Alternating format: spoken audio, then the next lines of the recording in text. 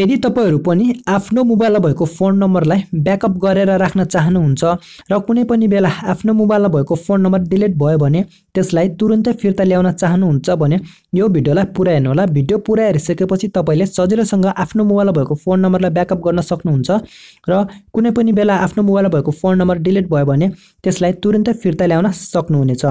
भिडियोलाई सुरुवात गर्नुभन्दा पहिला म तपाईहरुलाई एउटा रिक्वेस्ट गर्न चाहन्छु।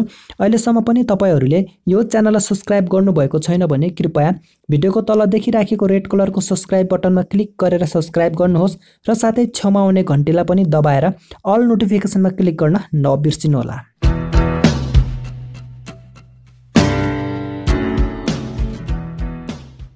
आफ्नो मोबाइलमा भएको फोन नम्बरलाई ब्याकअप गरेर राख्न र कुनै पनि बेला आफ्नो मोबाइलमा भएको फोन नम्बर डिलिट भयो भने त्यसलाई तुरुन्तै फिर्ता ल्याउनको लागि चाहिँ सबैभन्दा पहिला हामीलाई एउटा एप्लिकेसनको आवश्यकता पर्दछ। त्यही भएर तपाईले आफ्नो मोबाइलमा भएको प्ले स्टोरलाई एकचोटी क्लिक गरेर ओपन गर्नुहोस् र ओपन भइसकेपछि त्यसको माथिल्लोपट्टि देखिराखेको सर्च बारमा एकचोटी क्लिक गर्नुहोस् र त्यहाँ तपाईले टाइप गर्नुपर्ने हुन्छ SMS बैकअप एन्ड रिस्टोर। यसरी तपाईले SMS बैकअप एन्ड रिस्टोर भनेर टाइप गरिसकेपछि त्यसलाई सर्च गरिदिनु होला। सर्च गरिसकेपछि अब तपाईले यो एप्लिकेसन पाउनुहुनेछ। मैले यसलाई अलरेडी इन्स्टल गरिसकेको छु, तपाईहरु पनि इन्स्टल गर्नु होला। इन्स्टल गर्ने लिंक भने म तपाईलाई मेरो भिडियोको डिस्क्रिप्सनमा पनि दिनेछु, सोझै तपाईहरु त्यहाँबाट पनि यसलाई इन्स्टल गर्न सक्नुहुन्छ। इन्स्टल गरिसकेपछि अब तपाईले यसमा ओपन गर्नुहोस्। ओपन गरिसकेपछि अब तपाईले तल यहाँ गेट स्टार्टेड भन्ने अप्सन देख्दै हुनुहुन्छ, यसमा एकचोटी क्लिक गरेर ओपन गर्नुहोस्। यसरी ओपन भइसकेपछि अब तपाईले यहाँ केही अलो गर्दिनु होला। अलो गर्दिसकेपछि अब तपाईले यो इन्टरफेस भएको पेज पाउनुहुनेछ र अब यहाँ देख्दै हुनुहुन्छ 66 वटा मेसेज र 247 वटा फोन नम्बर रहेको छ। अब मैले यो मेसेज र फोन नम्बरलाई ब्याकअप गरेर आफ्नो मोबाइलमा राख्नको लागि चाहिँ यहाँ सेटअप अ ब्याकअप भन्ने अप्सन देख्दै हुनुहुन्छ, यसमा तपाईले एकचोटी क्लिक गर्नुहोस् र अब तपाईले यो इन्टरफेस पाउनुहुनेछ। यहाँ मेसेज र कल लक रहेको छ। यदि तपाईले मेसेजलाई पनि ब्याकअप गर्न चाहनुहुन्छ भने यसलाई अन राखिदिनुहोस्।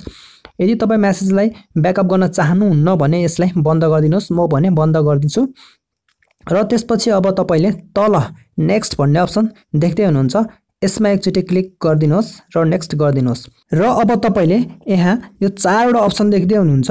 यो मध्येमा सबैभन्दा फर्स्टमा रहेको छ गुगल ड्राइभ। यदि तपाईलाई गुगल ड्राइभमा कसरी सेभ गर्ने भन्ने बारेमा थाहा छैन भने आई बटनमा म तपाईलाई भिडियो दिन्छु, त्यहाँबाट तपाईले भिडियो हेर्न सक्नुहुन्छ। र यहाँ तपाईले योर फोन भनेको छ, यसमा क्लिक गरेर यो तल देखिराखेको ओकेमा क्लिक गरिदिनु होला र त्यसपछि अब तपाईले यो पेजमा सबैभन्दा मुनि नेक्स्ट भन्ने अप्सन देखिदै छ, यसमा एकचोटी क्लिक गरिदिनुहोस् र त्यसपछि अब तपाईले यो पेज पाउनुहुनेछ। यहाँ चेक बक्समा तपाईले टिक लगाइदिनुहोस् र त्यसपछि यहाँ एस भनेको ठाउँमा पनि एकचोटी क्लिक गरिदिनुहोस् र त्यसपछि अब तपाईले यो पेज पाउनुहुनेछ। तपाईले आफ्नो फोन नम्बरलाई कसरी ब्याकअप गर्ने भनेर यहाँ सोधेको छ। यहाँ दिनदिनै गर्ने हो कि हप्ता बिचे गर्ने हो कि र घण्टा बिचे गर्ने भनेर सोधेको छ। तपाईलाई कुन चाहिँ उपयुक्त लाग्छ त्यही चुज गर्नु होला र त्यसपछि यहाँ ब्याकअप नाउ भनेको छ, यसमा क्लिक गरिदिनुहोस् र त्यसपछि अब यो ब्याकअप कम्प्लिट भइसकेको छ।